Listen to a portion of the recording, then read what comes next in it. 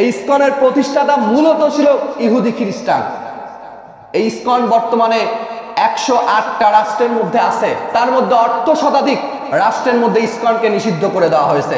আপনারা দেখেছেন চিন্ময় দাস, ওকে অনেক আগেই ইসকন থেকে বহিষ্কার করা হয়েছে।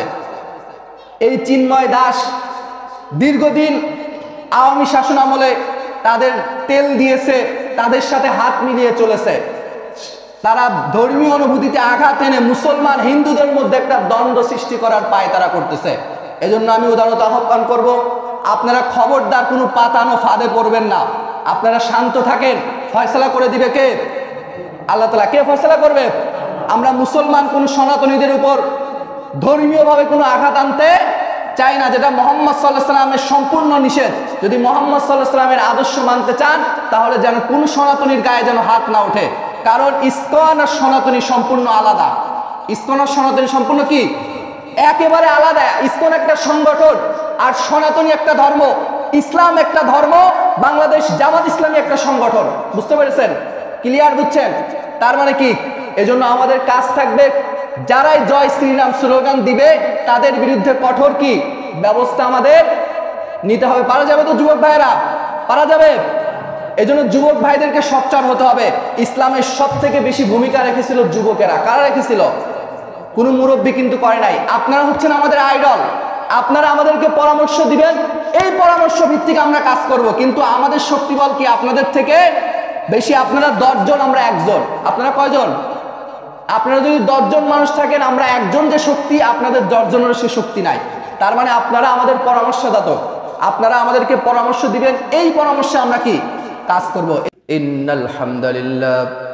ইন্নাল হামদালিল্লাহ নাহমাদুহু ওয়া নাস্তাঈনুহু ওয়া নাস্তাগফির ওয়া নাউযু বিল্লাহি মিন শুরুরি আনফুসিনা ওয়া মিন সাইয়্যাতি আমালিনা। من يهدي الله فلا مضل له ومن يضلله فلا هادي له وأشهد أن لا إله إلا الله وحده لا شريك له وأن محمدا عبد الله ورسوله الذي أرسله بالحق بشيرا ونذيرا وداعيا إلى الله بإذنه وسراجا وقمرا منيرا فقد قال الله تعالى في كلامه المجيد وفي الفرقانه الحميد।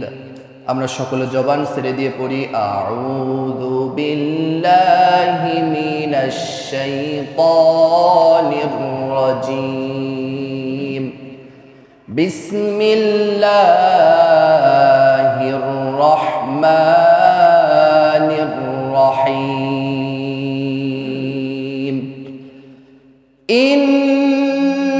ইন্নাদ-দীনা ইনদাল্লাহিল ইসলাম। সাদাকাতা ইয়া রাব্বানা ইলা আখিরি আয়া। আমরা সকলে দুরূদ ইব্রাহিম পড়ি। اللهم صل على محمد وعلى آل محمد كما صليت على إبراهيم وعلى آل إبراهيم إنك حميد مجيد. اللهم بارك على محمد وعلى آل محمد كما باركت على إبراهيم وعلى آل إبراهيم إنك حميد مجيد.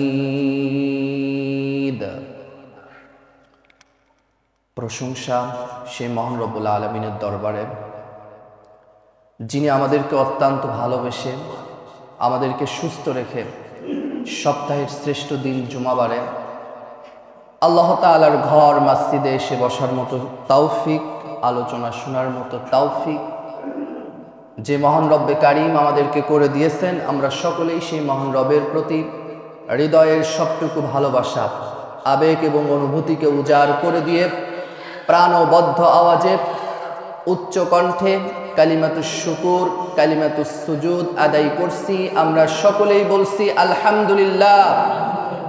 আমরা আবারও বলি আলহামদুলিল্লাহ। স্মরণ করছি সর্বযুগের সর্বকালের শ্রেষ্ঠ মহামানব সৈয়দুল মুরসালিন ওয়া খাতামান নবিয়্যিন সৈয়দুনা ওয়া নবিয়্যুনা ওয়া কুদওয়াতুনা, আল্লাহ তাআলা যাকে বিশ্ব নবী হিসেবে, মানবতার মুক্তির সনদ হিসেবে এবং হেদায়েতের বার্তাবাহক হিসেবে আজ থেকে 1450 বছর আগে যাকে মক্কা নগরীতে প্রেরণ করেছিলেন কুরাইশ বংশের সেই বিশ্ব নেতা জনাবে মুহাম্মদুর রাসূলুল্লাহ সাল্লাল্লাহু আলাইহি ওয়াসাল্লাম আমরা স্মরণ করছি। যুগে যুগে আল্লাহর দ্বীনকে বাস্তবায়ন করার জন্য যে সকল মর্দে মুজাহিদগণ আল্লাহর রাস্তায় নিজেদের জান এবং মালকে বিলিয়ে দিয়েছিলেন, সে সকল শহীদি আত্মার মাগফিরাত কামনা করছি। রব্বে কারীম যেন তাদেরকে জান্নাতের উচ্চ মাকাম দান করে, আমরা সকলেই বলি আমিন। আমরা স্মরণ করছি জুলাই এবং আগস্টে যে সকল ভাইয়েরা দেশের জন্য, দেশ থেকে স্বৈরাচারকে বিদায় করার জন্য যে আন্দোলন সংগ্রাম করেছিল, যে সকল ভাইয়েরা দুনিয়া থেকে বিদায় নিয়েছেন এবং যারাই আমার অসহায় মায়েদের কোল খালি করে দিয়েছেন এবং যারা শহীদ হয়েছেন, সকল শহীদদের প্রতি আমি শ্রদ্ধা জানাচ্ছি এবং আল্লাহ পাক রব্বুল আলামিন যেন তাদেরকে জান্নাতের উচ্চ মাকাম দান করে, আমরা সকলেই বলি আমিন। সম্মানিত উপস্থিতি, সামনে উপস্থিত আমার প্রাণ প্রিয় লক্ষণদী এলাকাবাসী, আপনারা সবাই কেমন আছেন? এবং মাইকের আওয়াজ যতদূর যায় আমি সবাইকে উদারত আহ্বান করব, আপনারা বাড়িতে বসে না থেকে অতি দ্রুত মসজিদে চলে আসুন। সম্মানিত উপস্থিতি, আজকের আমার আলোচনার বিষয় একমাত্র মনোনীত ধর্ম হচ্ছে ইসলাম।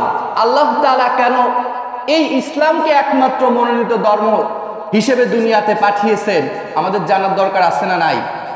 যেহেতু আমরা ইসলামকে মানি, আমরা যেহেতু মুসলমান, তাহলে অবশ্যই আমাদেরকে ইসলাম সম্পর্কে জানতে হবে কি হবে না? আমি আপনি যদি ইসলাম সম্পর্কে না জানি তাহলে ইসলামকে মানবো কিভাবে? আজকে আমি আপনি ইসলাম সম্পর্কে জানি না বলেই আজকে আমি আপনি ইসলামের ছায়াতলে আসতে চাচ্ছি না। ইসলামের সৌন্দর্য, ইসলাম যে একটা বিজ্ঞানসম্মত ধর্ম, ইসলাম যে একটা শান্তির ধর্ম, এটা আমরা উপলব্ধি করতে পারি না। এজন্য আমি কোরআন এবং হাদিসের আলোকে রেফারেন্স ভিত্তিক ইনশাল্লাহ আমি তুলে ধরব যতটুকু আল্লাহ তাআলা আমাকে ইলম দিয়েছেন। সম্মানিত উপস্থিতি, ইসলাম এই শব্দটা এসেছে সিলমুন শব্দ থেকে সালমুন, অর্থাৎ আত্মসমর্পণ করা। কি করা? একজন আসামি যখন ধরা পড়ে যায় বা পুলিশ তখন একজন আসামিকে বলে যে আপনারা স্যালেন্ডার করেন, আত্মসমর্পণ করেন, তো ইসলাম শব্দের অর্থ হচ্ছে আত্মসমর্পণ করা। কি করা? মনে করবেন একটা ক্লাস চলতেছে, ইসলাম অর্থ কি? আত্মসমর্পণ করা। আর দ্বীন অর্থ জীবন ব্যবস্থা। কি ব্যবস্থা? দ্বীন অর্থ কি? ইসলাম আর দ্বীন এই দুইটা সম্পূর্ণ আলাদা। দ্বীন অর্থ জীবন ব্যবস্থা। সেই দিনটা আপনার দুনিয়ার দিনটাও হতে পারে, পরকালের দিনটাও হতে পারে।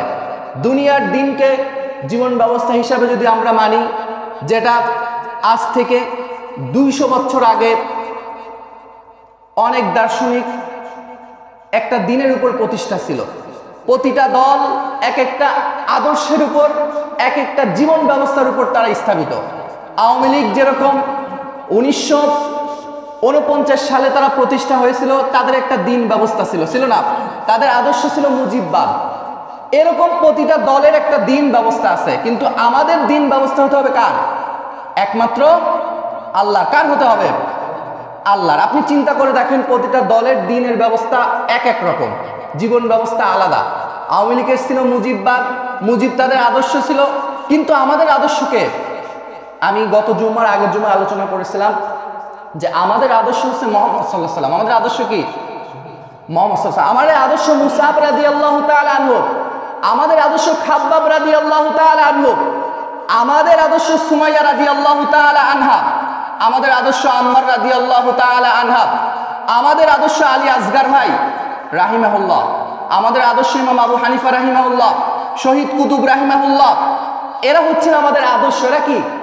আমাদের মডেল। এরা যেভাবে জীবনকে পরিচালনা করেছে, তাদেরকে অনুকরণ করে চললেই আমরা কি জান্নাতে প্রবেশ করতে পারবো। এজন্য সম্মানিত উপস্থিতি, আমি আপনাদেরকে বুঝিয়েছিলাম যে ইসলাম কিন্তু এমনি এমনি আসে নাই। অনেক রক্তের বিনিময়ে, অনেক ত্যাগের বিনিময়ে আমরা ইসলামকে আজকে স্বাধীনভাবে মানুষের মাঝে প্রচার করতে পারতেছি।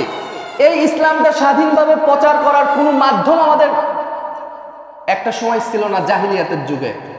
সেই বর্বর যুগে, সেই অন্ধকার যুগে ইসলাম প্রচার করার মতো, ইসলামের বাণী নিয়ে কারো কাছে পৌঁছানোর মতো ক্ষমতা তখন ছিল না। আল্লাহ তাআলা নবী হিসাবে পাঠালেন মুহাম্মদকে। এই মুহাম্মদ সাল্লাল্লাহু আলাইহি সাল্লাম দীর্ঘ প্রচেষ্টায় জুলুম নির্যাতনের শিকার হয়ে ইসলামকে বিজয় করেছিলেন। বলেন সুবহানাল্লাহ।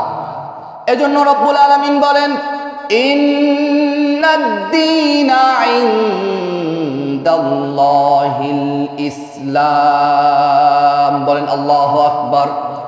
আল্লাহ পাক রব্বুল আলামিন বলেন, হে নবী, আপনি আপনার জাতিকে জানিয়ে দিন, পৃথিবীতে যত ধর্মগ্রন্থ আছে, যত ধর্ম আছে, একমাত্র আমার কাছে মনোনীত ধর্ম হচ্ছে ইসলাম। বলেন আল্লাহু আকবার।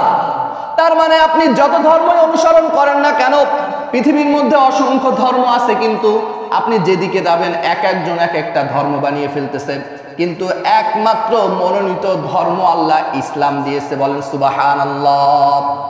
তাহলে আপনি চিন্তা করে দেখেন, আপনি আপনার সূক্ষ্ম ব্রেন দিয়ে চিন্তা করেন, আপনি আল্লাহর একমাত্র মনোনীত ধর্ম মানবেন, নাকি আপনি অন্য কোনো মতবাদের ধর্ম মানবেন?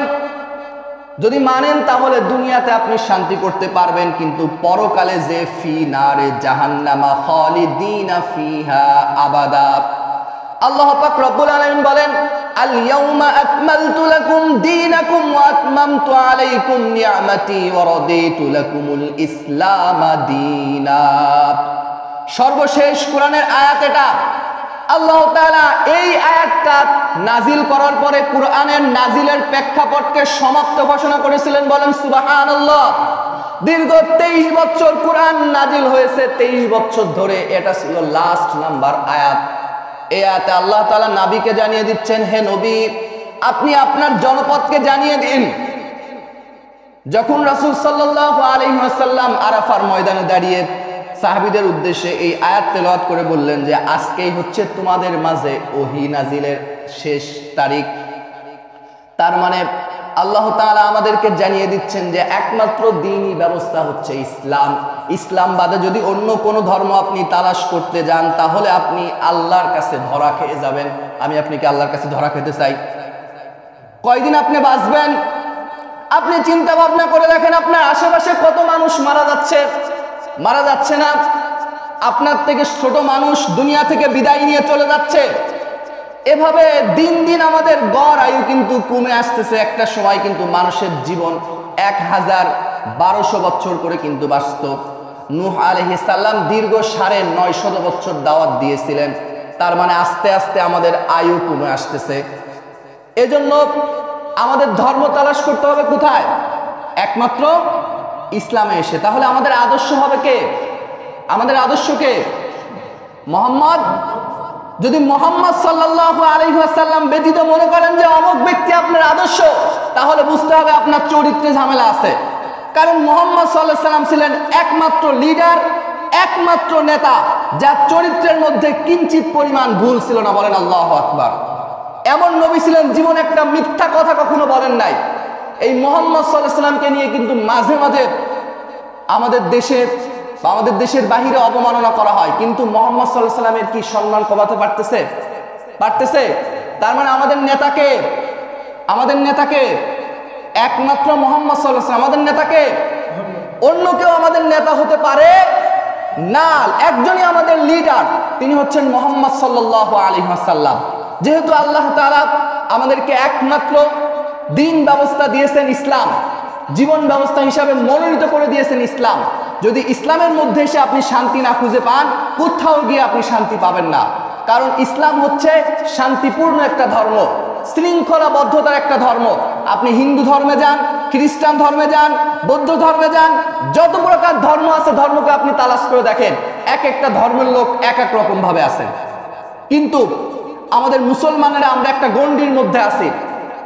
আমরা ঠিক মতো নামাজ পড়ি, আমরা ঠিক মতো কোরআন পড়ি, আমরা ঠিক মতো কোরআন হাদিস পড়ি, আমরা জনসেবা করি, কিন্তু অন্যান্য ধর্মে কিন্তু এরকম নাই।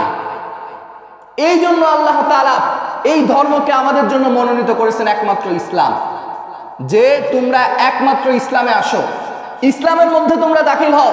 উদখুলু ফিস সিলমি কাফা, তোমরা দাখিল হও ইসলামের মধ্যে।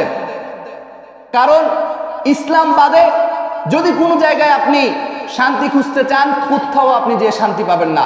কিন্তু দুঃখের বিষয়, আজকে আমরা ইসলামকে ছোট করে ফেলেছি। ইসলামকে আমাদের মতো কিছু মানুষ আজকে মানুষের মাঝে একেবারে ছোট করে তুলে ধরে, অথচ একমাত্র মনোনীত ধর্মই হচ্ছে ইসলাম। আজকে যদি আমি আপনাকে প্রশ্ন করি যে এই আকাশ তৈরি করেছে কে, যদি আপনাকে আমি সিম্পল প্রশ্ন করি আকাশ তৈরি করছে কে, আপনি থিওরি দিতে পারবেন? যারা সায়েন্স নিয়ে পড়াশোনা করে, সায়েন্স কিন্তু একটা গণ্ডির মধ্যে থাকে। সায়েন্স নিয়ে যারা পড়াশোনা করে একটা গণ্ডির মধ্যে থাকে, গণনার মধ্যে তারা আছে, গণনার বাহিরে তারা যেতে পারে না। সায়েন্সকে যদি প্রশ্ন করা হয় এই আকাশ কি তৈরি করছে, উত্তর কিন্তু দিতে পারবে না। যদি হিন্দু ধর্মের কাছে প্রশ্ন করেন আকাশ কি তৈরি করছেন, তারাও কিন্তু উত্তর দিতে পারবে না। পারবে না। তাইলে আকাশ কি আমার বাপদাদা তৈরি করছে, নাকি আপনার বাপদাদা তৈরি করে গেছে? তার মানে এই আকাশ সৃষ্টির পিছনে রহস্য আছে না নাই? এই জন্য আল্লাহ তাআলা এই আকাশ সৃষ্টির ব্যাপারে আজ থেকে 1450 বছর আগে সূরা আম্বিয়া 30 নম্বর আয়াতে আল্লাহ তাআলা সুন্দর করে জানিয়ে দিয়েছেন, তোমরা চিন্তা করো এই আকাশ মণ্ডলী আমি কিভাবে সৃষ্টি করলাম। এই আকাশ মণ্ডলীকে আমি 6 দিনে সৃষ্টি করেছি, বলেন সুবহানাল্লাহ। সাবাতা, 6 দিনে আমি আকাশ জমিন সব কিছু এই দুনিয়াকে আমি 6 দিনে ঠিকঠাক করেছি, বলেন সুবহানাল্লাহ। তার মানে আপনি আকাশ নিয়ে যদি চিন্তা ভাবনা করেন, যদি চাঁদকে নিয়ে চিন্তা ভাবনা করেন যে চাঁদকে আল্লাহ তাআলা কিভাবে তৈরি করলো, এই আকাশের উপরে আরো 7টা আসমান আছে, এইগুলো আল্লাহ তাআলা কি করলো, 7টা আসমানের পরে আরশে আজিম যেখানে মহান রব্বুল আলামিন বসে আছেন। তাহলে এইগুলো আল্লাহ তাআলা কিভাবে সৃষ্টি করলেন? তার মানে অবশ্যই এই সৃষ্টির পিছনে একটা রহস্য আছে না নাই? বলেন আছে না নাই? যেটাকে বলা হয় বিগ ব্যাং থিওরি। এই বিগ ব্যাং থিওরি নিয়ে আল্লাহ তাআলা ব্যাপকভাবে সূরা আম্বিয়ার মধ্যে আলোচনা করেছেন। যারা বাংলা অনুবাদ পারেন, সূরা আম্বিয়া 30 নম্বর আয়াতের অনুবাদ পড়বেন, তাফসীর পড়বেন, দেখবেন যে ব্যাপকভাবে আল্লাহ তাআলা আলোচনা করেছেন। এই সম্পর্কে আল্লাহ তাআলা সূরা মুরসালাতের 25-26 নম্বর আয়াতে ব্যাপকভাবে আলোচনা করেছেন। আল্লাহ তাআলা সূরা দাহরের 2 নম্বর আয়াতে ব্যাপকভাবে আলোচনা করেছেন। আল্লাহ তাআলা সূরা ওয়াকিয়ার মধ্যে ওয়াকিয়ার 75 নম্বর আয়াতে আল্লাহ তাআলা ব্যাপকভাবে আলোচনা করেছেন এই আকাশ জমিন, এই পানি, মানুষ কিভাবে তৈরি করেছেন, সব কিছু আল্লাহ তাআলা বলেছেন। আল্লাহ তাআলা বলেন খলাকাল ইনসানা মিন সালসালিন কাল ফাখর ওয়া খলাকাল জান্না মিন মারিজিম মিন নার। মানুষ মনে করেছে, মানুষকে মনে হয় আমি ভালো জায়গা থেকে, মানুষকে পচা কাদা দিয়ে আমি তৈরি করেছি। আল্লাহ তাআলা জানেন মিন সালসালিন কাল ফাখর, খর শব্দ ব্যবহার করে আল্লাহ তাআলা জানাচ্ছেন মানুষকে পচা কাদা দিয়ে আল্লাহ তাআলা তৈরি করেছেন। তাহলে চিন্তা করে দেখেন। আর জিনকে আল্লাহ তাআলা তৈরি করেছেন আগুনের শিখা থেকে। কি থেকে? আগুনের শিখা থেকে। জিনকে আল্লাহ তাআলা আগুনের শিখা থেকে তৈরি করেছেন, যেটা পরের আয়াতে আল্লাহ তাআলা জানিয়ে দিচ্ছেন। আর এরপর আল্লাহ তাআলা জানিয়েছেন ফাবিআই আলাই রাব্বিকুমা তুকাজ্জিবান, হে বান্দা আমার কোন কোন নিয়ামতকে তুমি অস্বীকার করো। এক জায়গায় নাই।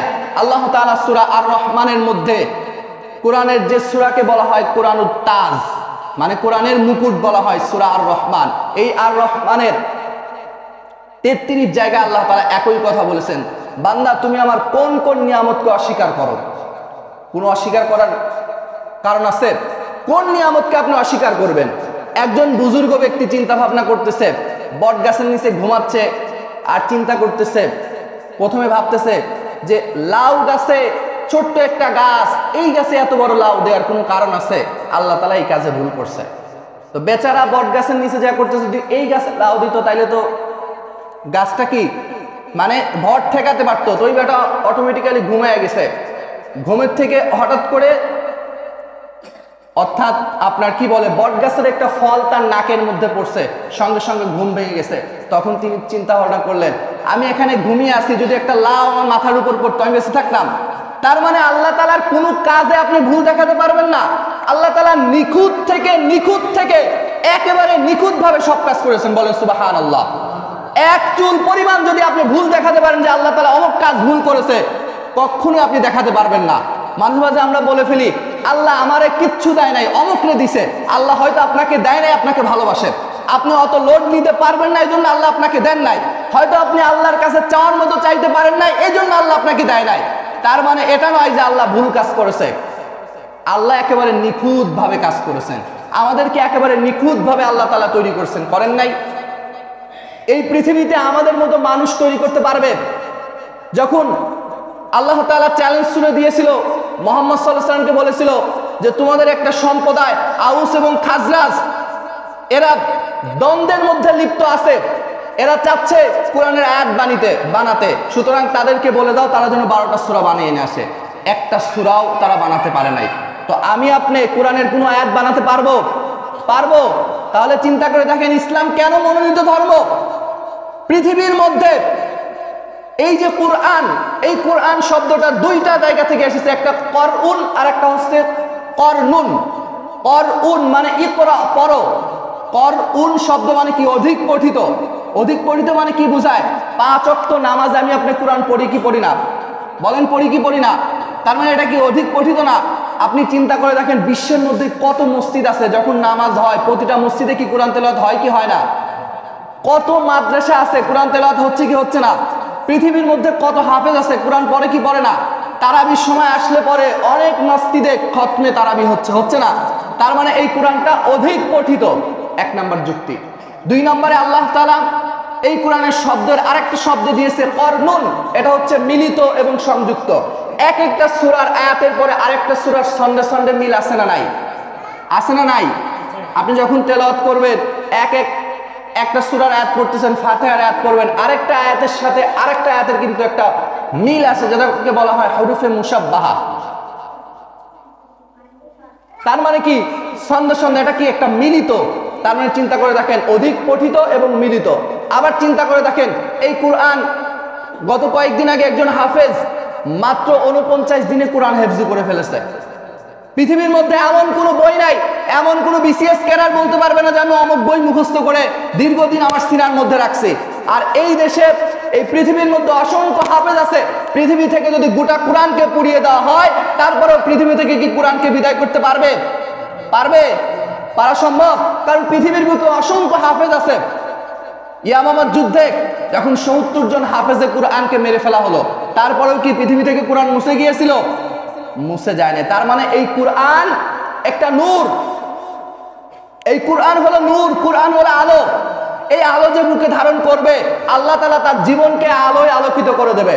অথচ আমাদের মন মানসিকতা আজকে নিচু। ইসলামকে আমরা সঠিকভাবে মানুষের মাঝে উপস্থাপন করতে পারি না। ইসলাম যে একটা শান্তির ধর্ম, এটা আমরা মানুষের মাঝে সেইভাবে পৌঁছাতে পারি না। আজকে আমাদের এই অবস্থা। অথচ ইসলাম যে একটা শান্তিপূর্ণ ধর্ম, ইসলাম যে নেতৃত্ব দেয়, ইসলাম যে নীতির কথা বলে, অন্যান্য ধর্ম এরকম নীতির কথা কেউ বলে না।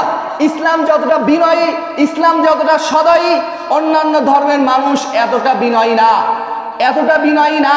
আপনি হিন্দু সম্প্রদায়ের কাছে যান, তারা কিন্তু এতটা বিনয়ী না। আমরা যতটা বিনয়ী, আমরা যতটা মানুষকে ভালোবাসি, তারা ততটা মানুষকে ভালোবাসেন না। তার মানে ইসলাম হচ্ছে শান্তির ধর্ম, এই ইসলাম হচ্ছে আত্মসমর্পণের ধর্ম। এই ইসলামে যখন আপনি আসবেন, ইসলামের সকল বিধিবিধান যখন মানবেন, কোরআন হাদিস যখন আপনি পড়বেন, শুধু কোরআন হাদিস কেন আপনি পড়বেন, গোটা কোরআনটাই তো আল্লাহ তাআলা বিজ্ঞানময় করে সৃষ্টি করেছে। বলেন সুবহানাল্লাহ।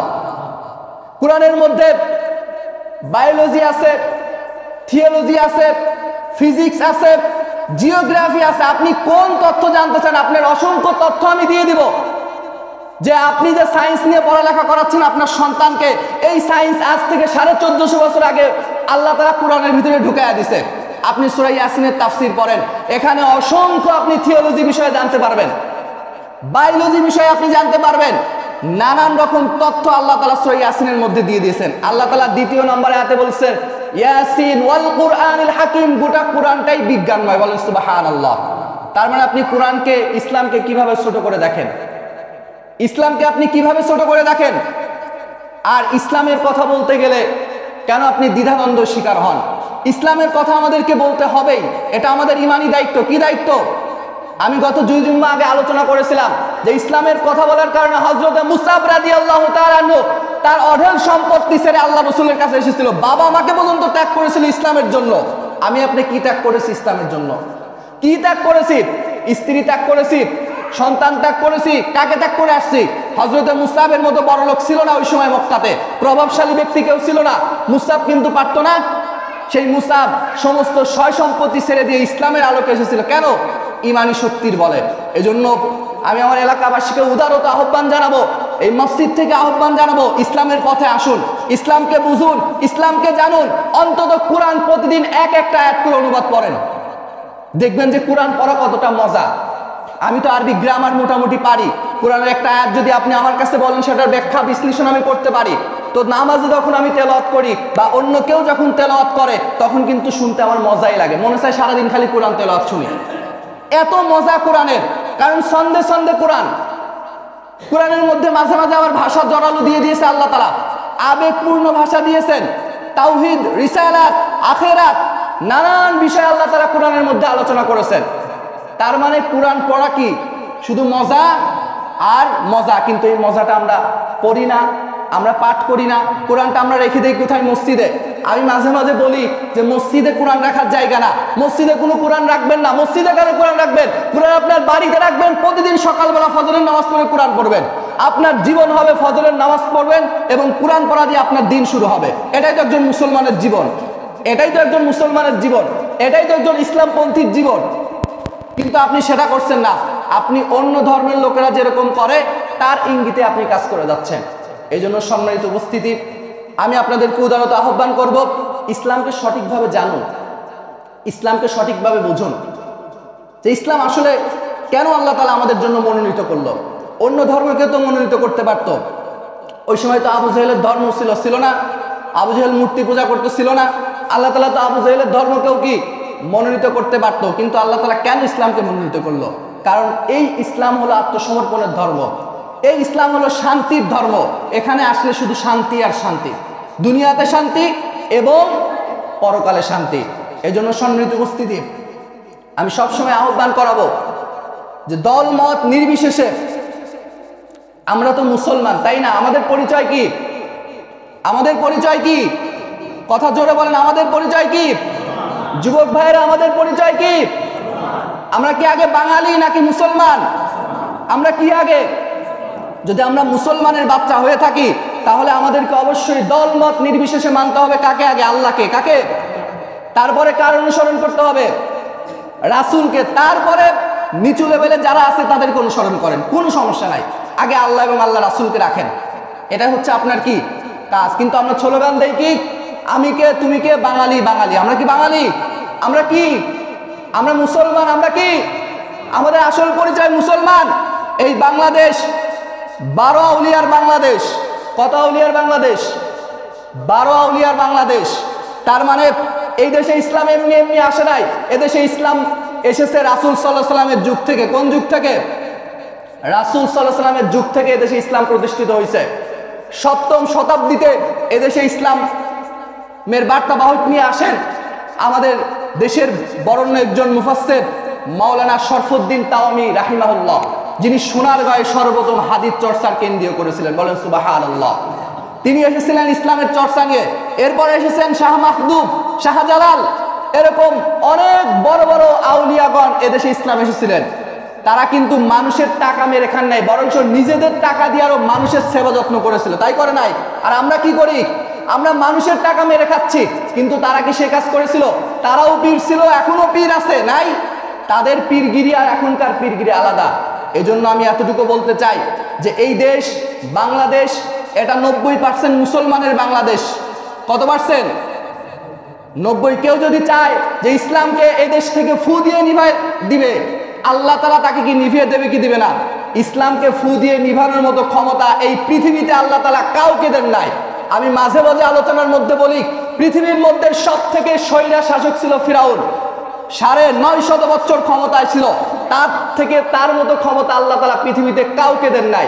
এই ফিরাউনও কিন্তু পানিতে চুবায়া চুবায়া আল্লাহ হত্যা করেছে, করে নাই? বলেন করছে কিনা? করে নাই?